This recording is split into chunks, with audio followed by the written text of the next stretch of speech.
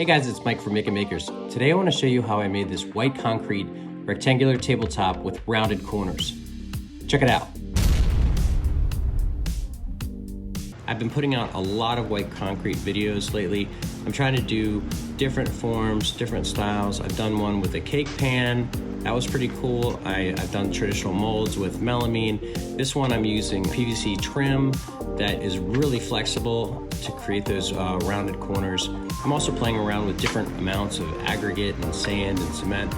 Don't feel like you have to follow this recipe. You can come up with your own, do your own trial and error. I'm just trying to show different ways that you can do this.